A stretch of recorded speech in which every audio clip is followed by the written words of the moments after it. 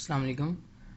अच्छा जी, last time हम लोगों ने एक इंट्रोडक्टरी लेक्चर इस पर किया था, ज़रा बेसिक सा, कि टर्निंग कोऑर्डिनेट कैलकुलेशन क्या चीज़ है। तो आज थोड़ा सा इसको डिटेल में देखेंगे कि ये क्या चीज़ है। तो सबसे पहले ये कि टर्निंग कोऑर्डिनेट कैलकुलेशन जो है वो लेथ मशीन या टर्निंग सेंटर पर होने वाले जो भी ऑपरेशंस हैं उनके लिए जो हम कोऑर्डिनेट कैलकुलेशन करते हैं या जो कोऑर्डिनेट्स लिखते हैं वो टर्निंग कोऑर्डिनेट कैलकुलेशन होती है। अब इसमें होता क्या है कि लेथ मशीन की बात करें या टर्निंग सेंटर की बात करें तो उसमें दो एक्सिस होते हैं। एक जेड एक्सिस होता है जो कि वर्क पार्ट वाला जो एक्सिस होता है जिसके गिर्द वर्क पार्ट घूम रहा होता है, या जो चक का एक्सिस होता है, जो स्पिंडल का एक्सिस होता है, जेड एक्सिस। और दूसरा एक्सिस जो है जिसमें फेसिंग करते हैं, फॉर एग्जांपल अगर लेथ मशीन की बात करें तो वो होता है एक्स एक्सिस। तो जब भी हम बात करें, टर्निंग सेंटर जो है ना वो रेयर माउंटेड होता है। रेयर यानी कि उसकी बैक साइड पर जो है ना वो टर्ट या टूल जो है वो माउंट होता है। तो जब भी आपका tool towards the work part यानी कि वर्क पार्ट की जानिब आ रहा होगा तो आपका एक्स नेगेटिव होगा, ठीक है। और जब वर्क पार्ट से वापस जा रहा होगा अपने होम पोजीशन की तरफ तो वो एक्स पॉजिटिव होगा। और जेड एक्सिस में भी इसी तरह, जैसे वो वर्क पार्ट की तरफ आ रहा होगा या स्पिंडल की तरफ आ रहा होगा तो जेड नेगेटिव होगा, और उससे दूर जा रहा होगा तो जेड पॉजिटिव होगा। अब इसमें सबसे मेन चीज़ ये है कि मोस्टली इसमें प्रोग्रामिंग जो है या कोऑर्डिनेट्स जो लिखते हैं वो एब्सोल्यूट पोजीशनिंग सिस्टम को ही यूज़ किया जाता है। इंक्रीमेंटल पोजीशनिंग सिस्टम बहुत कम यूज़ होती है, तो इसीलिए हम सबसे पहले जो है एब्सोल्यूट पोजीशनिंग सिस्टम को ही सीखेंगे कि क्या चीज़ है टर्निंग कोऑर्डिनेट कैलकुलेशन के लिए। जब इंक्रीमेंटल सिस्टम की अगर मैं बात करूं, एब्सोल्यूट सिस्टम की बात करते हैं, एब्सोल्यूट पोजीशनिंग सिस्टम की, उसमें तो एक्स और जेड ही यूज़ होते हैं, ठीक है, ये एक्स और ये जेड। लेकिन जब मैं बात करूं उसकी इंक्रीमेंटल सिस्टम की तो उसमें एक्स की जगह यू का वर्ड यूज़ होता है और जेड की जगह डब्ल्यू का वर्ड यूज़ होता है इंक्रीमेंटल पोजीशनिंग सिस्टम के लिए। लेकिन वो हम बाद में डिस्कस करेंगे अगर उसकी ज़रूरत पड़ती है, क्योंकि बेसिक जो है सबसे पहले हमने उसको क्लियर करना है जो ज़्यादातर यूज़ होती है चीज़, वो है एब्सोल्यूट पोजीशनिंग सिस्टम। अब एब्सोल्यूट पोजीशनिंग सिस्टम में भी टर्निंग कोऑर्डिनेट कैलकुलेशन की एक चीज़ है जो आप लोगों को क्लियर होनी चाहिए कि जब आप लेथ मशीन पर भी काम करते हैं, आप वर्क पार्ट के एक साइड से जब इसको 1 mm का डेप्थ ऑफ कट देते हैं, टूल को 1 mm गहरा पेनिट्रेट करते हैं, ठीक है, तो जब आप उसको कटिंग परफॉर्म करते हैं तो वो असल में 2 मिलीमीटर डाया कम कर देता है। क्यों? क्योंकि वो वर्क पार्ट घूम रहा है, ठीक है ना। तो जब हम 1 mm की डेप्थ देते हैं एक तरफ से, चूंकि वर्क पार्ट घूम रहा है तो वो उसके ऊपर से जो है 2 mm जो है ना वो कटिंग परफॉर्म कर देता है ओवरऑल, यानी कि 2 mm जो डाया है वो उसको कम कर देता है। अब बात करते हैं कि जब हम टर्निंग कोऑर्डिनेट कैलकुलेशन लिखते हैं तो एब्सोल्यूट पोजीशनिंग सिस्टम में, तो हम एक्स के साथ जो भी वैल्यू लिखते हैं। अच्छा, सबसे पहले तो ये बात कि जो रेफरेंस, वर्क रेफरेंस जिसको कहा जाता है, वो जो 0 0 होता है, ठीक है ना, वर्क रेफरेंस, वर्क पार्ट के लिए, वर्क पार्ट पे काम स्टार्ट करने के लिए जो रेफरेंस होता है उसको वर्क रेफरेंस बोलते हैं, या वर्क 0 भी बोलते हैं उसको। अच्छा, अब वो जो है उसको वर्क पार्ट के एक एंड, जिस सिरे से हमने काम शुरू करना है उस सिरे के सेंटर में, उस साइड के सेंटर पर वो वर्क रेफरेंस सेट कर दिया जाता है, यानी 0 0 जो है वो यहाँ सेट कर दिया जाता है। तो होता क्या है, जब भी एक्स की डायमेंशन देनी है ना तो वो हमने यहाँ से, अगर ये स्टेप है ना, अगर ये डायग्राम मैं आपको एक बनाकर दिखाता हूँ।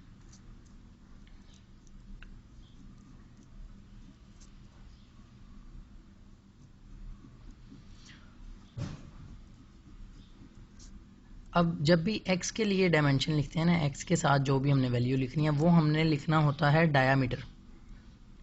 जबकि z के लिए तो सिंपली वो एक डायमेंशन में जो है वो मूव कर रहा है, और कटिंग भी जो है वो एक ही साइड परफॉर्म हो रही है, तो इसलिए z के लिए हमने एज इट इज़ वो जो लेंथ होती है, जो लंबाई होती है, जितनी वो कटिंग होनी है वो एज इट इज़ लिख देते हैं। लेकिन x के लिए हम लोग डायामीटर क्यों लिखते हैं? क्योंकि ये बाय डिफ़ॉल्ट मशीन को पता होता है, क्योंकि मैंने आपको बताया जब 1 mm का डेप्थ ऑफ कट दें तो 2 mm डाया जो है वो कट हो जाता है, क्योंकि वर्क पार्ट घूम रहा है। इसलिए ये मशीन को ऑलरेडी बता दिया गया है कि हमने एक्स का जो कोऑर्डिनेट आपको लिखने हैं, अगर एब्सोल्यूट सिस्टम की बात करूं तो वो हमने डायामीटर की सूरत में लिखने होते हैं। फॉर एग्जांपल इसका डायामीटर है, इसका डायामीटर कह देते हैं जी 20 है, ठीक है, इसका डायमीटर कह देते हैं कि 40 है और इसका डायमीटर हम कह देते हैं कि ये जी 60 है। अच्छा, तो इसको भी हम कह देते हैं कि ये 20 है और ये भी 20 है और इसको हम कह देते हैं कि ये 30 है। और अब ये कि मज़ीद अब इसको जो है मैंने आपको बताया कि वर्क पार्ट के फ्रंट में और सेंटर में जो है आपने वर्क रेफरेंस को सेट कर देना होता है, यानी इसको आपने 0 0 अपना बना लेना है। तो अगर ये मेरा 0 0 बन गया है, अब मैंने x में जाना है यहाँ से यहाँ तक, तो ये टोटल है 20, लेकिन सेंटर से यहाँ तक कितना होगा 10। लेकिन मैं आपको बताना ये चाह रहा हूँ कि जब भी हम x में डायमेंशन लिखते हैं एब्सोल्यूट सिस्टम के लिए, तो हम लोग पूरा का पूरा ही डाया लिखते हैं। तो आप लिखोगे x 20, तो वो x पॉजिटिव में 20 चला जाएगा यहाँ से, ठीक है। और साथ में सबसे पहला स्टेप जो है आप सबसे पहला स्टेप जो है वो तो आप लिखोगे ना अपना रेफरेंस पॉइंट के लिए x0 और z0। इसके बाद आप दूसरा स्टेप, ये x0 z0 का मतलब ये है जहाँ से आपने स्टार्ट करनी है वर्किंग वर्क रेफरेंस आपका। इसके बाद आपने यहाँ से यहाँ आना है, तो यहाँ से यहाँ तक जो डायामीटर है इस पॉइंट पर, जिस पॉइंट पर भी आपने जाना है ना, जिस पॉइंट का भी आपने पता बताना है, जिस पॉइंट का भी आपने कोऑर्डिनेट्स बताने हैं, उसके लिए आपने डायामीटर लिखना है उस पॉइंट का। तो इस पॉइंट का डायामीटर जो है वो है 20, तो आप लिखोगे जी x 20 और z 0, क्योंकि z तो ये वाली है ना, तो z में कोई मूवमेंट नहीं हुई है, तो x में मूवमेंट हुई है। तो नेक्स्ट स्टेप, अब इस पॉइंट से इस पॉइंट तक आना, तो x में मूवमेंट नहीं है, ये z में मूवमेंट है, तो x 20 ही रहेगा और z -20।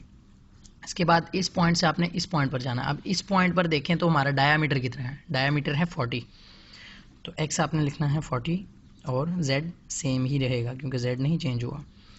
इसके बाद आपने इस पॉइंट से इस पॉइंट तक आना है, तो x आपका सेम रहा और z में चेंजिंग हुई है, और वो कितनी हुई है 20 मज़ीद हुई है माइनस की तरफ को, तो -20 में और जमा कर लो 20, तो वही है -40।